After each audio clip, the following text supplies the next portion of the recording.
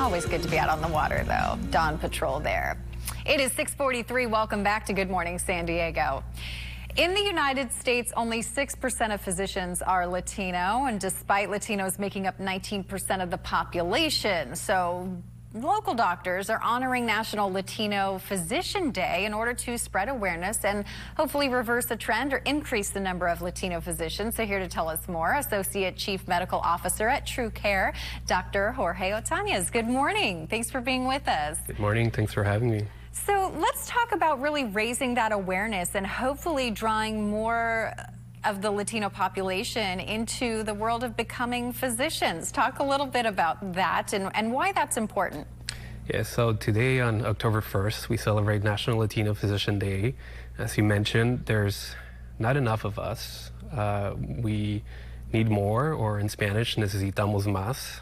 Only 6% of us, and if you look at a Latina physician, it's around 2%, which is even worse. And I think it's important to have that representation because a large percentage of the U.S. population is Latino.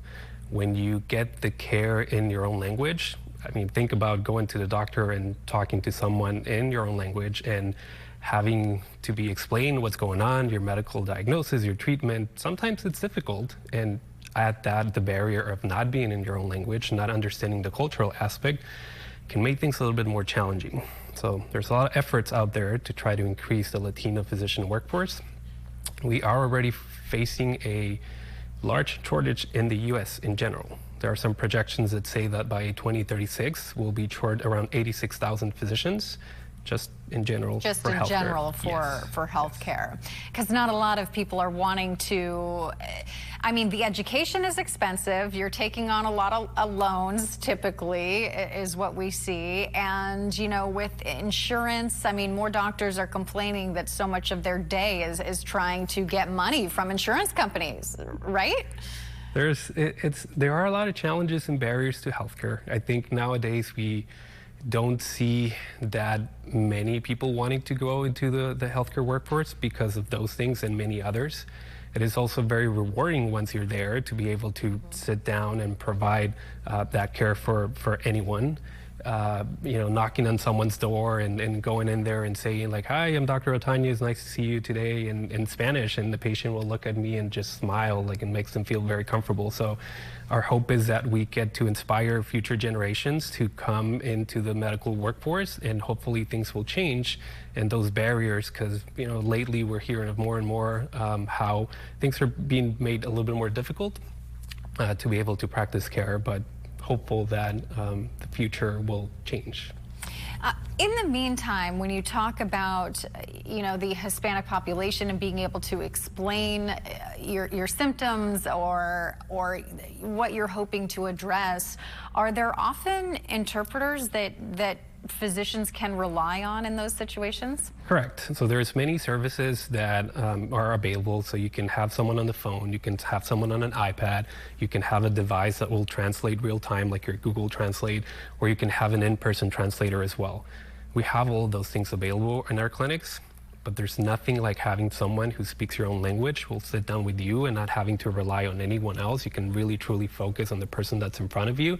And that is feedback that's been given to us. And I've heard all along throughout the years in practice in medicine that, you know, it's great not to have someone else, right? And then there's all of those things, and there's also family members. That is very, very common, where I'll have someone sitting next to the patient, and then they'll help translate, because I speak Spanish and English, but I don't speak many other languages. So I've experienced that as well in having that translation. And things do get lost in translation sometimes. So it is always best to hear that as much as possible in your own language. Yeah.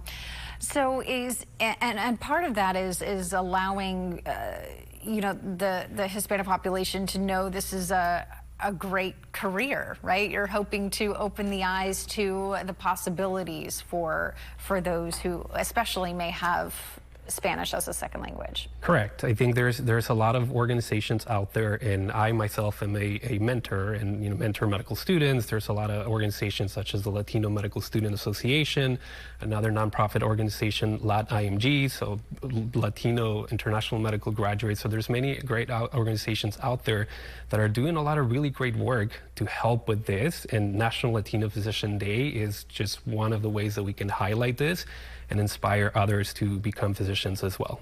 All right. And hopefully everyone. I mean, we're looking at a big shortage across the United States everywhere. Yes. So thank you so much for helping to raise the awareness, Dr. Ortañez. I hope you have a wonderful National Latino Physician Day. Thank you very much. Absolutely. Well, one of the greathless triathlon racers of all time is making